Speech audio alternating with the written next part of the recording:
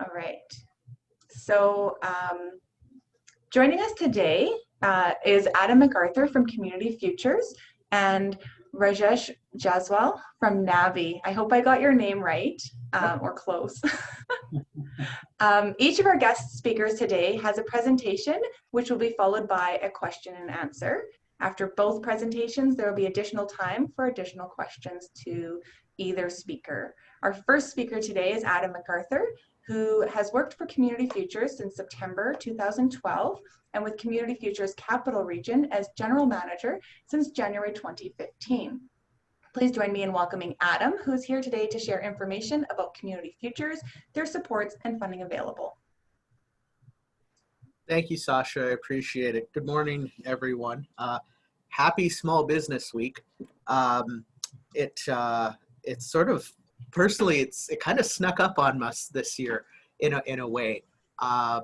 In the past, we sometimes have done events sort of closer to our office in Stony Plain, but we had identified this year that we wanted to try to do at least something that was not immediately in our own backyard. And so I appreciate the opportunity to be here and able to speak with you for a few minutes. I describe Small Business Week as sneaking up on me, and I suppose that kind of speaks to maybe a feeling of there's a lot going on right now in obviously in the world and in our entrepreneurial ecosystems that we live in. And you know, it's nice to kind of just take a breath and do a regular presentation of here's Community Futures and this is what we do. So I am very grateful to be here. Community Futures Capital Region is a not-for-profit organization. We are operating out of Stony Plain, Alberta, but we cover everything within Parkland County, Brazeau County, and Leduc County. It's a sizable little area with a good-sized population in it. We're one of 27 Community Futures in Alberta, and Community Futures program is designed to help and support the rural entrepreneurial diversification across the country. So there's over 300 Community Futures under slightly different variations or brands in all the different provinces. And there's 90 in Western Canada, 27 in Alberta, as I mentioned, and we do a few primary services. Our bread and butter has and will likely continue to be loans to small businesses. So when I say loans, I suppose I mean loans or lines of credit, but in a big picture, it's lending. We know that a lot of small businesses want to, when they get started, they aren't necessarily able to borrow funds for the project that they want to get off the ground. Now, that could be for several reasons, but one of the things we find frequently is that your traditional chartered banks or credit unions simply will not approve a business application if the business has not been operating for a certain defined period of time, often 2 years. And 2 years will come and go like that, but it seems like forever when you're trying to wait to borrow money.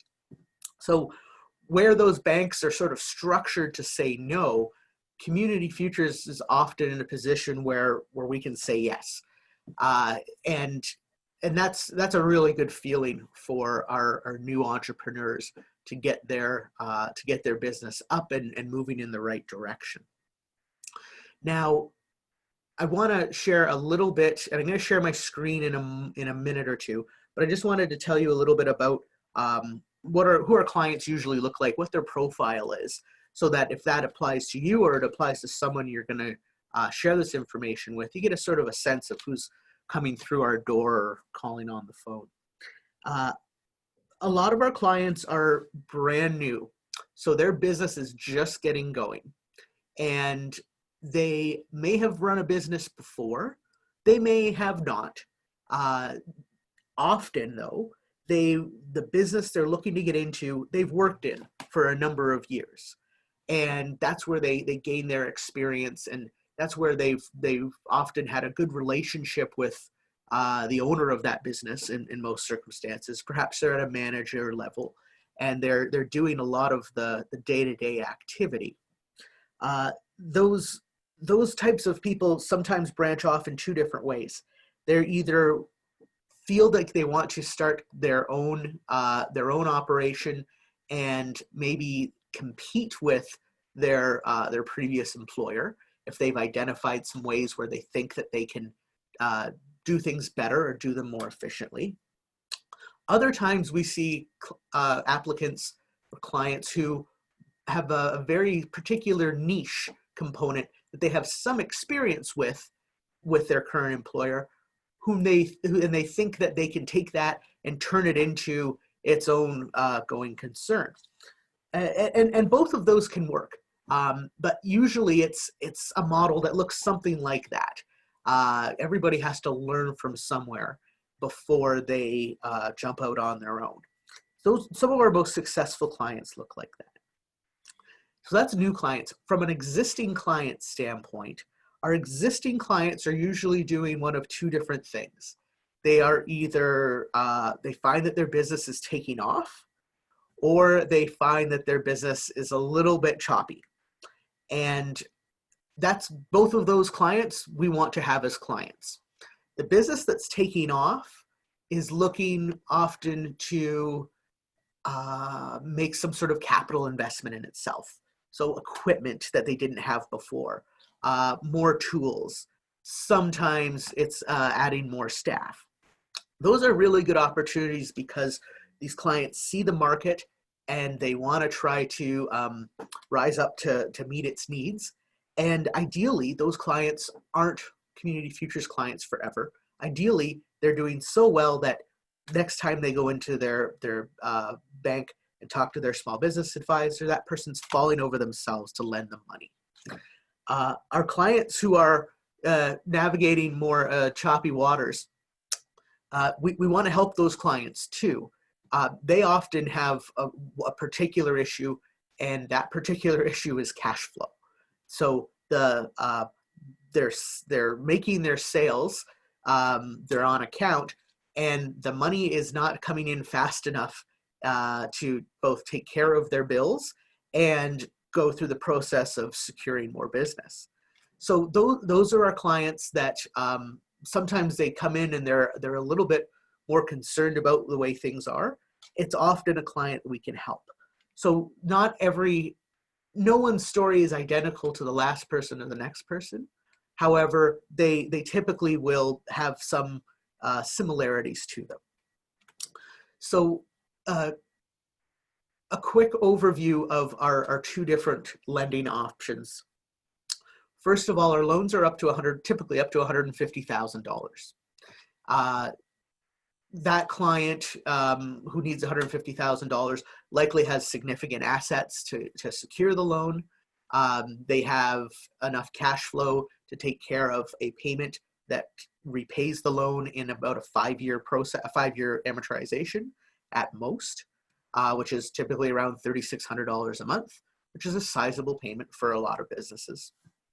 They're probably more established clients who've grown their book of business over time to be able to take a more sizable expansion. Now, I'm going to try to swiftly and without you even noticing, share my screen. And as I say that, I almost already have taken too long to do this.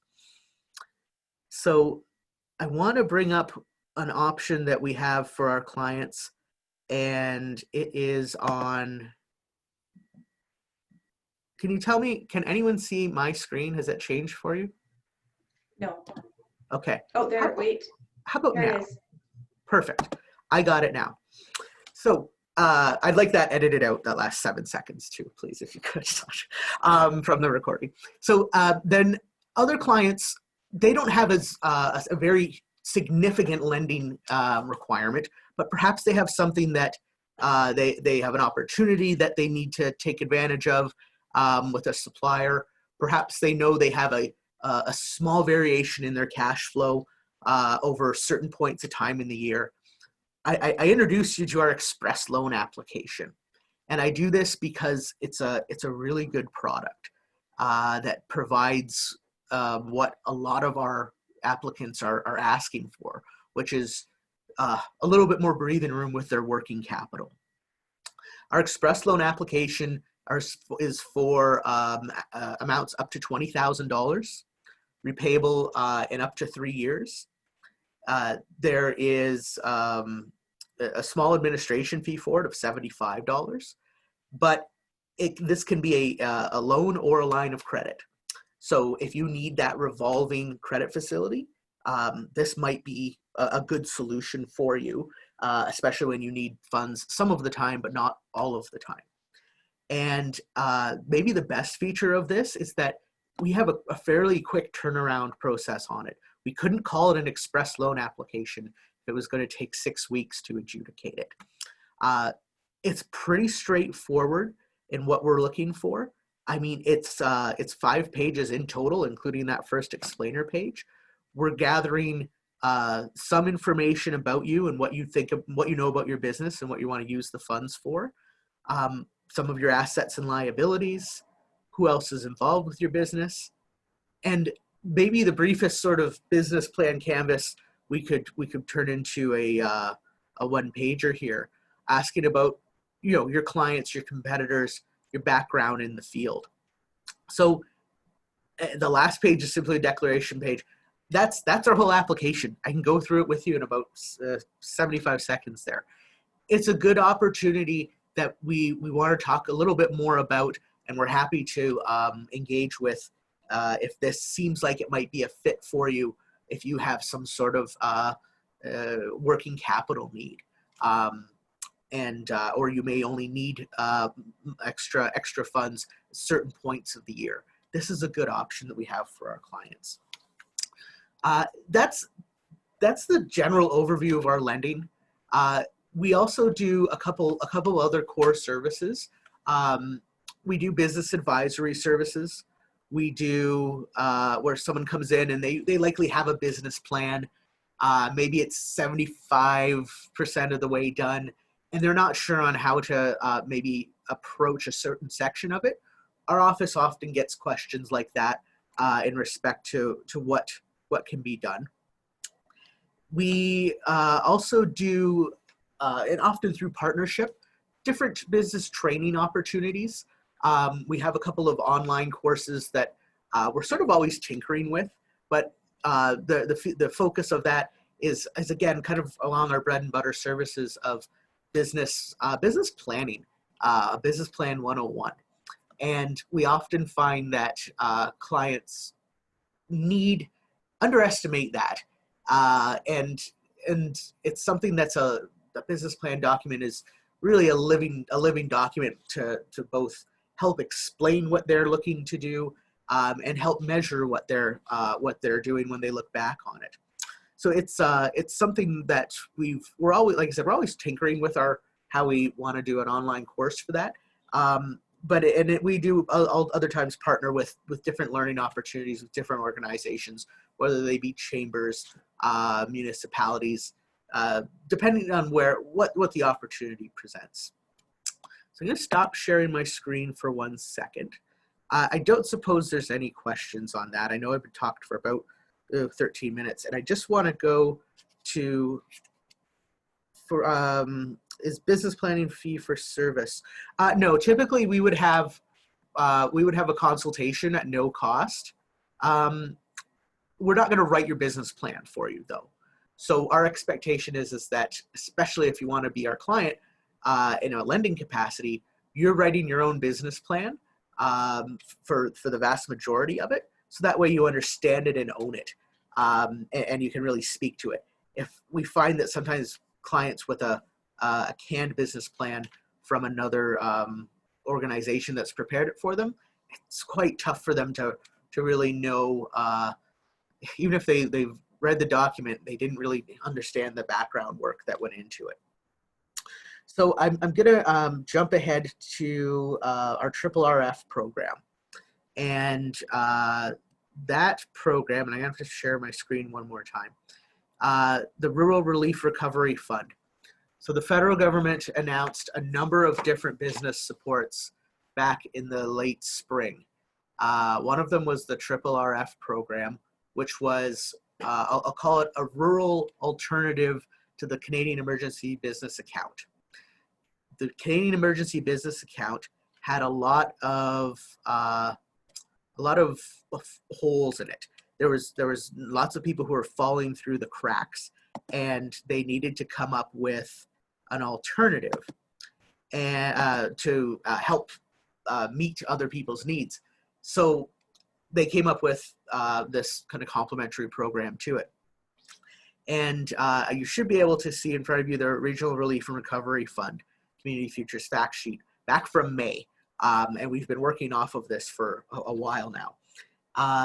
Basically, these were loans for up to $40,000 that were, no payments were required and no interest was accrued from the time of the advance of the funds until December 2022. If the client was able to borrow the amount up to $40,000, that amount, if they were to repay it by December 31st, 2022, 25% of the loan was forgivable. So a really excellent offer, and one that I would think is hard to compete with, except we wrote more of our regular loans this year than I would have ever guessed. So we went through this money that was allotted to our region very quickly. And we then got a second and third installment of funds from other community futures regions that were not able to lend out their allotment. Everybody got the same sized pot of dollars. We ended up with a big wait list. Months go by, we didn't get any communication that there was going to be new RRRF lending dollars. And then lo and behold, they announced that there's new RRRF lending dollars. Fantastic. Here's what I know and here's what I don't know. I know that there's going to be new RRRF lending dollars. And I know that they're likely going to have the same repayment terms that you see in front of you on the screen. I don't think you can borrow these funds if you've received them before. I don't think you can borrow these funds if you've received up to $40,000 in other COVID Government of Canada supports. I don't know how much money Community Futures Capital Region is getting to lend out. I don't know when the money is going to get here. Other than that, I know everything. So it's a good program. It's helped a lot of clients and businesses and families. We're really proud to do our bit with it. We have an online portal that you can submit an application to. I suggest that you, if you're interested in doing that at this point, you still should probably go and see if you qualify for the Canadian Emergency Business Account, because it is probably a faster solution for you. And frankly, they have a bigger pot of money that they can dip into. Our amount of dollars that we have will be finite. It will be similar to what we got last time, is what we hope. And last time we received just under $1 million initially. And you can do the math. If we had 25 successful applicants on it at $40,000 each, that money would be all gone. So I would encourage you to go to our website, capitalregion.albertacf.com, and take a look at that portal if you're interested in pursuing this. It's a good program, and we're hoping that we can get through as many of those applications as we can. Sasha, do I have 3 minutes left? Would that work? Yeah, that works. Okay, so the last thing I'm going to do is I'm going to pop over to our YETI page real quick. Can you see a cartoon drawing of a large beast with a face covering? Thank you.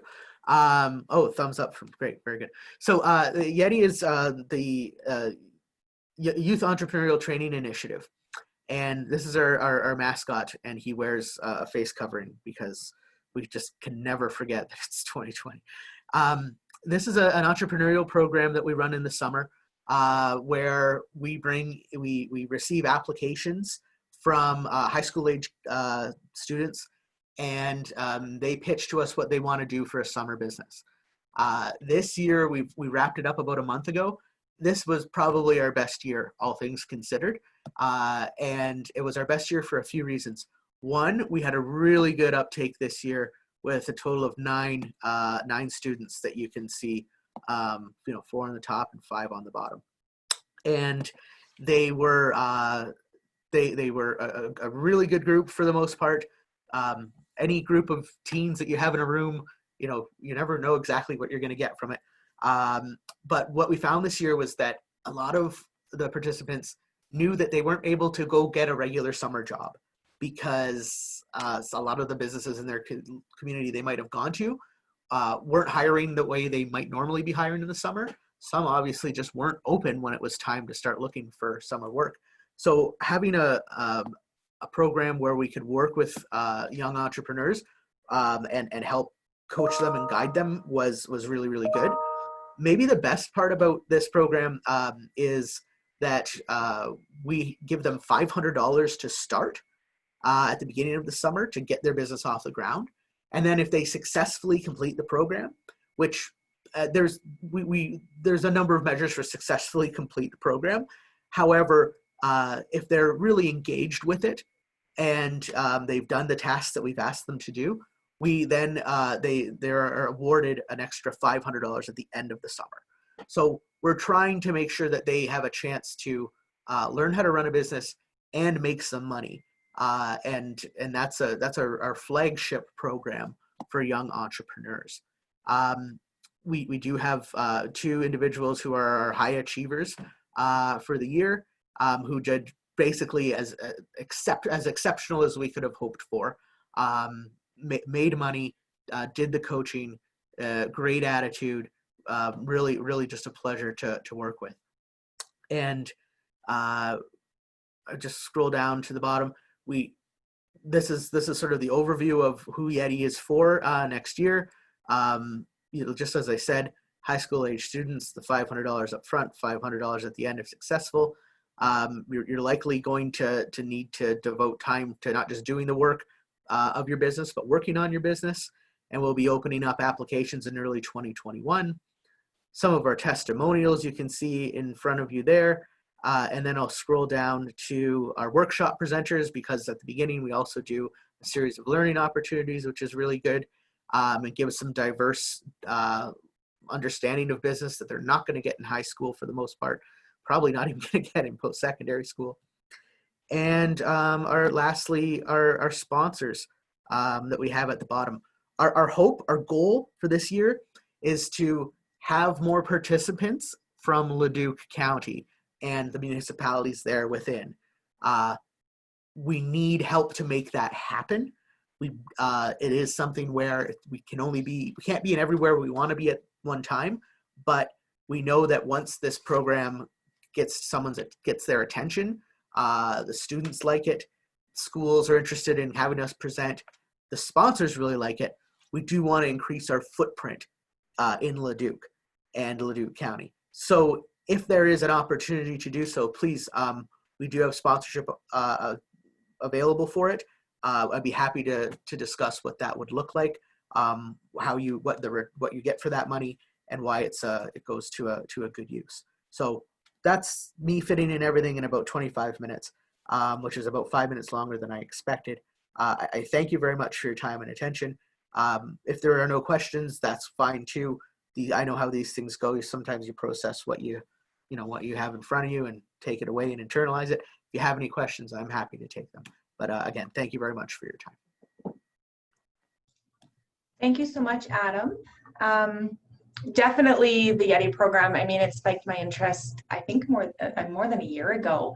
And we were happy to share that as one of our sponsors for our gala. Your YETI commercial was showcased there. So, and we'd be happy to work with you further to help get that information to our members and stuff to help support that program. So in the chat, there was just a follow-up question regarding, are you currently accepting applications then for the RRRF, is that what we're calling it? RRRF? RRRF. RRRF, there we go. Are you currently, is the application portal open? It is open. There's a link through our website. There's a yellow banner on our main page. You got to click through it and then a separate link on the next page. I will say this, here's what we're finding. Yes, we have a wait list, and the wait list is not exactly, not everyone who's on the wait list currently is going to end up wanting to borrow these funds. Their situation has changed one way or the other, and they're just not saying yes the way they were saying that we expected them to say yes back in the end of May when this launched. So we are taking applications. There is technically a wait list. I'm confident we're going to get through a lot of that wait list. Okay, so best to, if you're still looking for funds, go and fill it out, maybe sit on the wait list, and when funds become available, hopefully you'll be one to receive them. We're going to be getting, when the funds are available, whatever is available, we're going to work through that block until it's gone. Yeah. And then hopefully we get some more. But I'm confident that the wait list that we have now, we're going to work through it, and getting an application in ASAP is the best opportunity to have it adjudicated with funds available. And do you know the timeline at all? Like any guesses on when that might be available? We found out that there's going to be more funds the day the Prime Minister told the press. So, no, I cannot commit to that.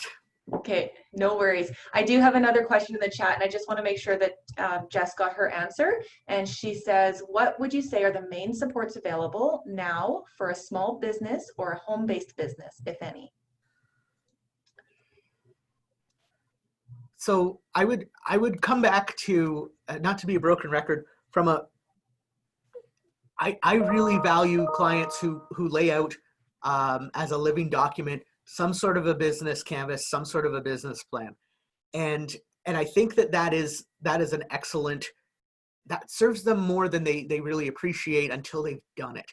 Now, from supports for home-based businesses, boy, off the top of my head, outside of this RRRF program, which is available to home-based businesses and is honestly well suited for it, I don't know if there's something in particular I would point to, with the exception that there are a number of different, if you like them, if they're your thing, online learning opportunities through webinars that are often free, that people that I keep seeing come across my email or across my feed, and I'm really surprised about how those are diversifying, how those offerings are starting to diversify and take on things that we didn't necessarily have expected them to take on before. So just if you're looking to hire, because thank you for that extra part to the question, there's an HR series that was offered through Community Futures Network, I think primarily led by the office out of Lethbridge, with a local human resources consultant who I can speak to her, how great she is, because she just helped. I sit on the City Spruce Grove Library Board, and she just helped us hire our new director. I'll share that link to for Sasha, and she can perhaps share that out. Those sort of things are really good to just keep you up to date on what's new and what's changing, and to help network a little bit and find out more connections. And so I'm happy to put that forward, and I think it's a good suggestion. Hiring is never quite as simple as people maybe envision it. Awesome, thank you so much. I don't see any other questions in the chat right now, but reminder, if you guys think of anything before the end, go ahead and throw those in the chat. Make sure you let me know if it's for Adam or Rajesh, and we'll make sure and address those at the end. Thank you so much, Adam. And for now, I think we're going to go over to our next speaker. So I would like to, hold on, I'm just going to switch who's spotlighted here. Here we go. All right. So our second speaker today is Rajesh Jaiswal. I'm sure that he'll help us with the pronunciation of his name here as soon as I'm done. But he is the new executive director for NABI, who brings extensive experience in industry, government, and academia with proven ability to build simple solutions and processes that are strategic, lasting, and capable of evolving easily. Welcome. Thank you, Shasha. And I'll give a little bit of a background. I worked with Edmonton Economic Development Corporation for over 10 years before joining NABI. And I played multiple roles at EEDC, and now I think they have rebranded EEDC as Explore Edmonton. So my last role at EEDC was to manage Edmonton Research Park. And Research Park is on the south side of Edmonton, and it's a wonderful ecosystem of tech companies. There are 61 companies out there.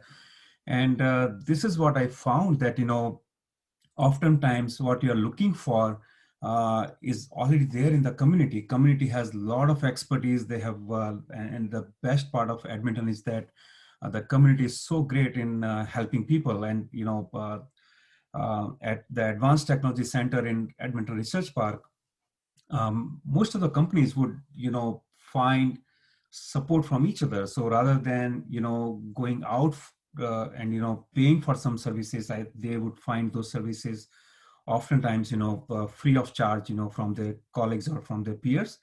So I'll start with my presentation, and it will have more details there.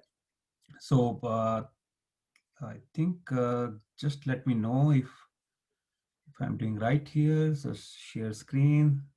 Okay. And yep. Can you see my presentation now? Yes, we can. Okay, very good. Oops, sorry. Yeah, so when it comes to unconventional funding, and that's the topic of my presentation today. So when you think about unconventional funding or support, you have to start with, why you need this funding, or why, or what you need and why you need, and what are the outcomes you're looking for. Because oftentimes, I think if you think about outcomes, what outcomes you're looking for, then maybe you may be able to, get those, resources even without accessing any funding. You can. There are multiple ways. I'll show you how to look for those kind of support resources.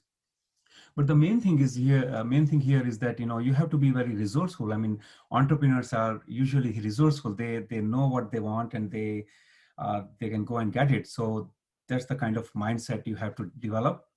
So think about what you need, why you need, and what are the outcomes you're looking for. And then think about whether you need funding or you need support, or then you can be more resourceful. So here are some of the ideas here. And you have to be very creative here to look for this support, for the supports and resources. So for example, in-kind services and credits. So I'll give you an example. There is a company in Edmonton Research Park, and they were one-person company, and they didn't have enough funds to hire more people. And they were using Amazon Web Services for some of their products. So what they did, they accessed Amazon Web Services credits for free. They got, I think, over $100,000 worth of credits. So instead of paying for those services, they got these free credits, and they saved that money, and they hired somebody, right? So they hired 2 people to support their business. So you have to be resourceful sometime. Then other option is you can look for shared facilities and services. For example, NABI, and there are so many places in and around Edmonton where you can find these services. Capstone is another very good option. Capstone projects are run at University of Alberta, the NAIT, and so many educational institutions where you can get, if you're looking for a project, and if you like to build something, if you like to develop a prototype, or if you would like to do market research, or you think about anything, if you would like to develop a web platform or something, you can access these capstone services, and they are free. I mean, you get the outcome in just 4 months. So this is another way of looking at it. Then there are student groups and professional groups at most of these post-secondary institutions, and they are often, they are ready to jump on your project, and without even asking for any remuneration or something. So they can offer their service for their expertise for free or in kind. Crowdfunding is another one. Even I was thinking about, monetizing your expertise. So in this, uh, COVID kind of a, challenging times, if you have some expertise which you think you can monetize, maybe use that and monetize it, and then use that money to fund your business. Create some new revenue streams. So I was talking to a gentleman at NABI, and he's a retired gentleman who started uh, driver's training company.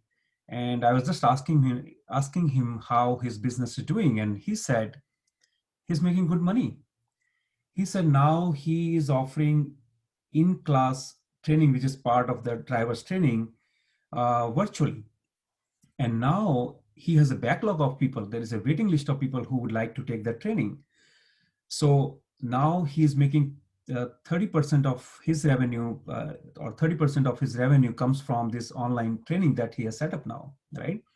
So there are multiple ways you can create new revenue streams and fund your business and support your core activities. Again, it's all about, being resourceful and creative. Co-hiring. This is, I was, just an idea came, and I shared this idea with few people. But co-hiring, what I mean is that, sometimes if you are looking for maybe a social media expert, but you need this kind of an expert only for 1 day a week. But if you go out and try to hire somebody for 1 day a week, then it's challenging. You may not be able to find an expert who will work for your company 1 day a week. So what about you talk to other companies and maybe co-hire a social media specialist, so who can work 1 day in your company, maybe 2 days in other company, or maybe so you can, and then you'll be able to hire an expert, and you use that expertise, for the number of, for the amount of time you need. Creating an advisory board is a good idea, because this you get a lot of ideas, you get access to their network, you get a lot of connections, and in times of crisis, I think advisory board is a very good option. Social media, you can leverage social media to even create a new revenue stream, to publicize your business, and to connect with your customers. Outsourcing is another one. So there are, this is just a small list. You can think about anything, So as I mentioned in the previous slide, that think about what you need, why you need, and what are the outcomes you're looking for, and then think about whether you need funding or support, and then reach out to your peers and the business support agencies. There are lots of resources in Edmonton, and it's a matter of finding right connection. So where NABI comes into play is that NABI helps scale your business and revenue. So NABI is an ecosystem of entrepreneurs, and the companies are in diverse sectors. There are so many companies, and I was talking to a gentleman 2 days ago, and he has an accounting firm there, and he said, whenever he has any question, or he needs more help or something, he goes out to other accounting firms in the building, and then he often gets some solution there or help there. So it's an ecosystem where entrepreneurs support other entrepreneurs. So we not only provide space, but we provide this kind of an ecosystem, and we provide space in such a way that you can just focus on your business rather than worrying about a lot of things which are required or which are associated with renting a space. So for example, when you rent space at NABI, so many uh, amenities comes with it. So you can rent a small office, then you get free access to meeting rooms and boardrooms and reception, and you don't have to worry about internet and phone, and there are so many things which comes with it. So you don't get distracted with all those things. I mean, they're already there, so you can just focus on your business. And the best part, why I was interested in NABI, was that board members are awesome. Board members are business professionals, and I'm working on a program where I think we will be able to leverage the expertise of board members to support our companies and maybe companies outside of St. Albert. So this is all about NABI, and we are still working on the programming side, and I'm meeting with companies every day, and just to find out what they need.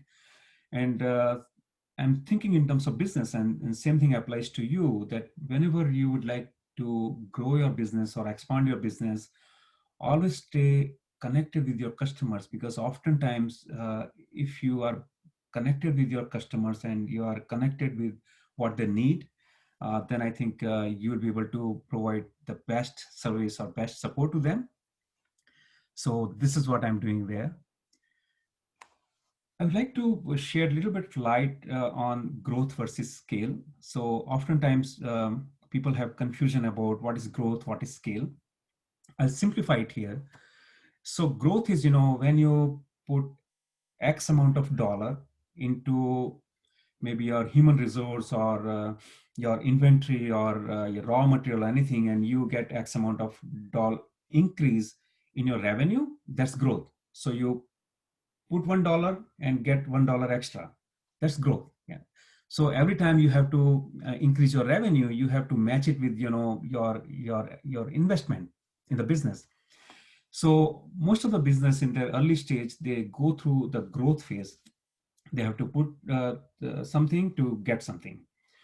But when it comes to scale, that's when it's very important to think about increasing your efficiency so that you can achieve economy of scale. And you have to think about, you can do it through multiple things. You can streamline your processes and your operations, and you can think about a business models, some creative or some innovative business models. So here are few examples here that this business is everybody is familiar here, that they're multinational businesses, they are multi-billion-dollar businesses, and they got so big because of their unique business model.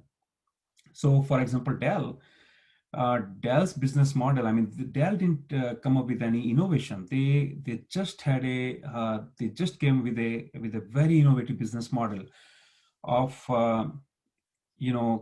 help supplying computers directly to customers rather than customers going to a brick and mortar store.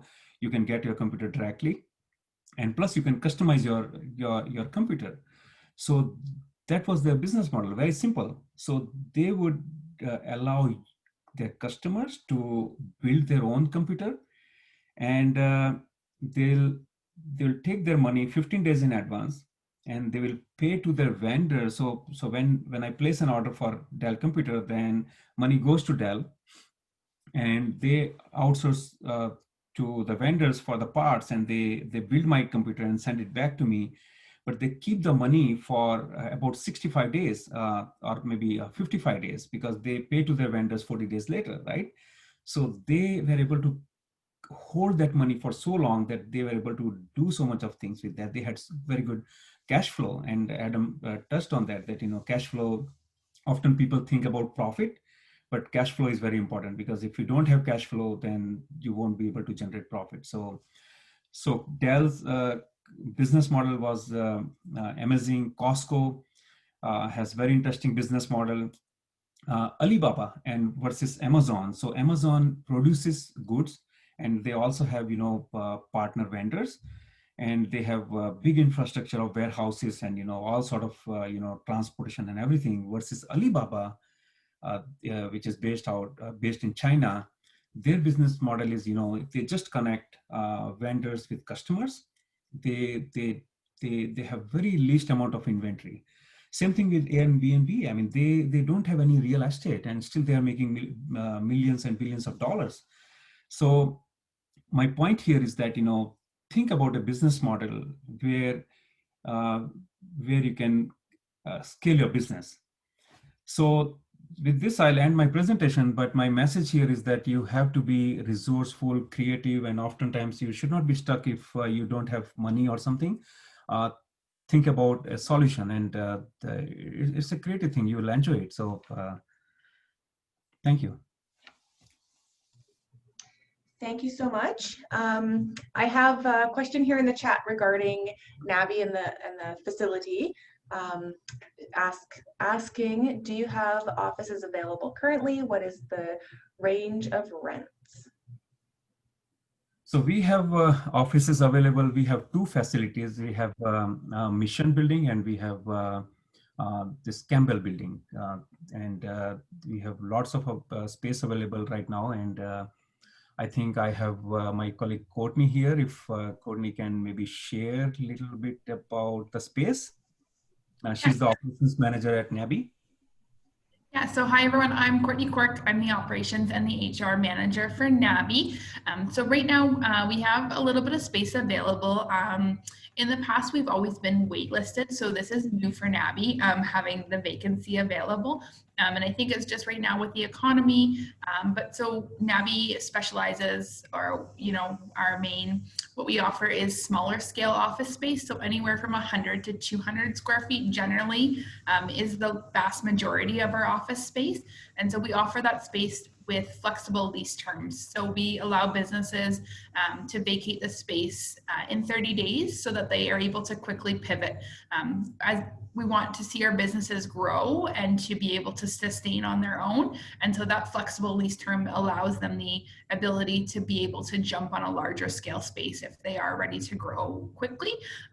And then in the economy right now, it also gives businesses a chance to come out of their home office space and take a chance on office space without that big having to sign on for a longer term lease, which can be really scary for smaller businesses. So we just allow them that flexibility. Our office space is anywhere, depending on the size of the office, would be determine the cost of the office. So anywhere from $500 to about $750. Like Raj said, those offices are all inclusive. So they include your shredding, they include a reception service, a waiting room, boardrooms, all of that. So our receptionist will greet clients, has that allows for that professional feel. She also collects all of the mail, delivers those to the community mailboxes, and then we notify tenants or virtual tenants that they do have mail, and mail is available to be picked up. So we kind of take away all of that extra overhead amenities, and we take that in-house so that businesses don't need to worry about all of that extra service. Thank you, Courtney. You're welcome. So we have another question in the chat here, and it asks for specific examples, if you've got any off the top of your head, for home-based business in-kind services. I don't have any specific example, but I've seen cases. I cannot name any businesses, but so there's a entrepreneurship hub at U of A, and there are so many students who are looking for some experience, or they would like to involve with companies, and oftentimes they are looking for those kind of opportunities. So maybe if you approach those kind of places, there are people who are ready to work for free, and in return they are expecting some kind of experience, or maybe a sweat equity, or there are multiple things you can set up. So I think I would suggest that would be the best way to find help. And so for example, one company is looking for, was looking for, expert in maybe electrical engineering and maybe some kind of 3D printing, and they found this student, who recently graduated from U of A, and he said, I'll work for free, and then I have a 3D printer at my house, at my home, so I'll use my 3D printer, and so this is the way you can find a lot of help for home-based businesses. So if you can share something specific, then maybe I'll be able to find you some resource, or since I have been in the ecosystem for more than 12 years now, so I fortunately I know a lot of people, and I'm aware of a lot of resources, but I need some specific questions so that I can help you. Okay, perfect. It sounds like she got her answer. And I guess if she wants more specific, can she reach back to you maybe via email or another contact after this? And one more thing, Sasha, I would like to share. I'll go back to my presentation for a minute, and sorry, I turned off screen sharing. Go for it. Okay, just I'll go back to my presentation one more time. So, okay.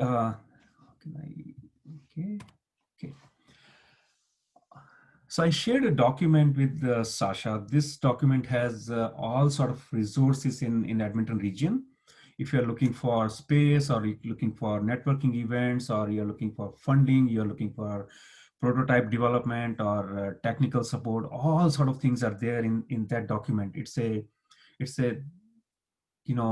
a very small list. If you look at the actual list, then it's kind of a telephone directory. There are so much of support available in Edmonton region, and these resources are underutilized because the main issue is the lack of awareness. So people are not aware of what resources are available, and it's very challenging for businesses to navigate those resources.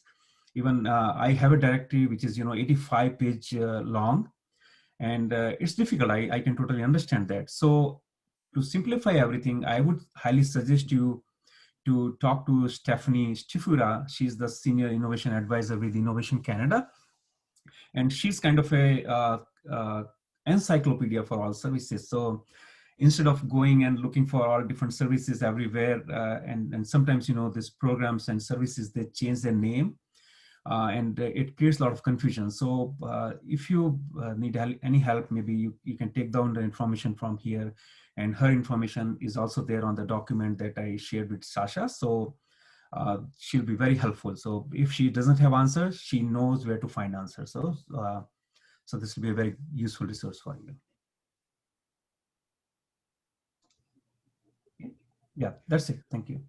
Awesome. Thank you so much. And just so everybody knows, I will be emailing that to everyone in attendance here. So then you'll have that simplified list that Raj has put together so nicely for us. So now, if anyone has any other questions for either Raj or Adam, then we will welcome all of those now.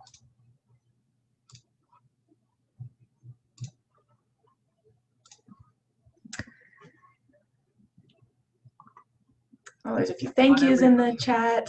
Go ahead, Adam. Sorry. Not everyone at once, though. In an orderly fashion, guys.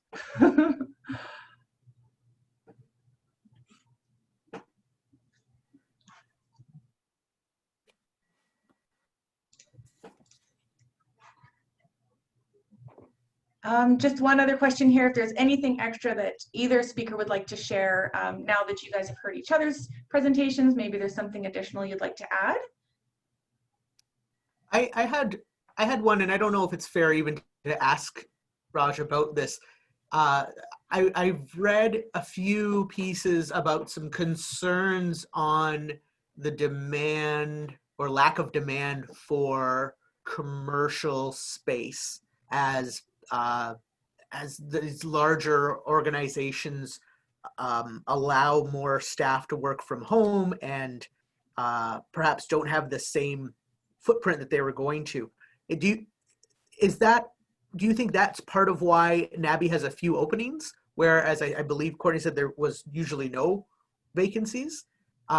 Is that something that you attribute that to, or is that more of a general malaise in the economy right this second?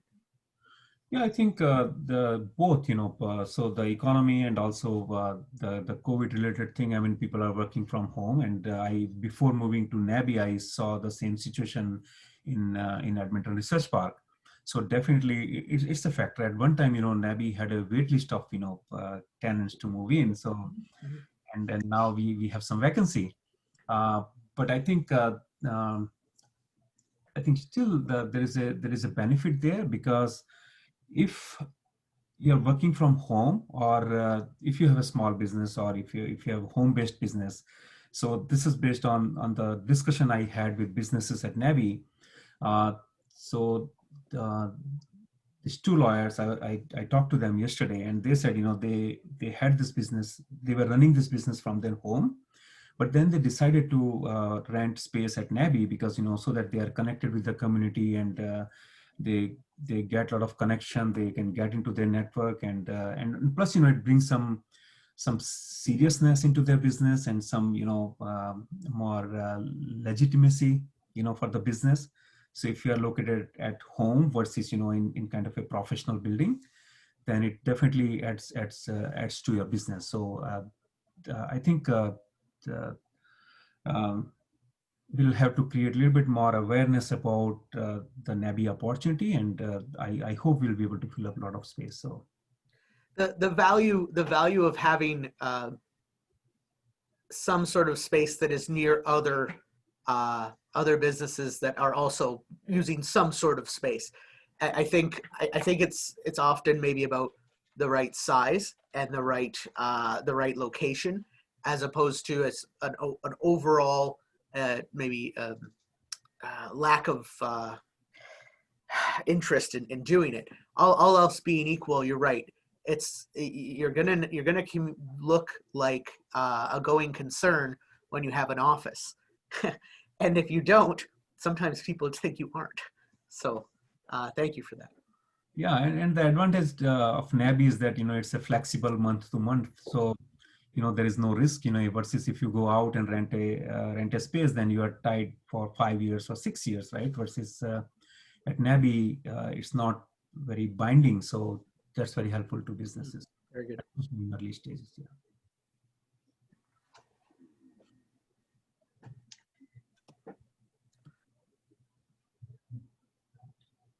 Well, I'm not seeing any other questions in the chat. So I have, I'll send a follow-up email just to make sure I have with both presenters here. And if it's all right, what the email will just ask is the contact information that I can share with the participants, just to make sure I share the correct information. And just so everyone attending knows, I will share the contact information, whether it's direct for Raj or Adam, or if it's to the facility or the organization, whichever one you guys would prefer for me to share. And I'll send that to, as well as the documents and the slide deck that you sent me, Raj, and anything else that you guys would like to share. So that'll be in a follow-up. And that way, anyone who has questions can just reach back to you guys and get those answers directly. Awesome. Thank you both for coming today. I hope you enjoy the rest of your kind of cold day. No, thank you, Sasha, for giving this opportunity. And yeah, I think just last thing, I would like to suggest everyone to stay connected with a lot of people. I mean, people are so nice, so many resources are there. So just stay connected with people, so with the community. Yeah. That's a great note to leave us on. Adam, did you have anything to add? Oh, I'll second it. Thank you very much. Awesome. Awesome. Thank you guys so much. Thank you. Take care. You too.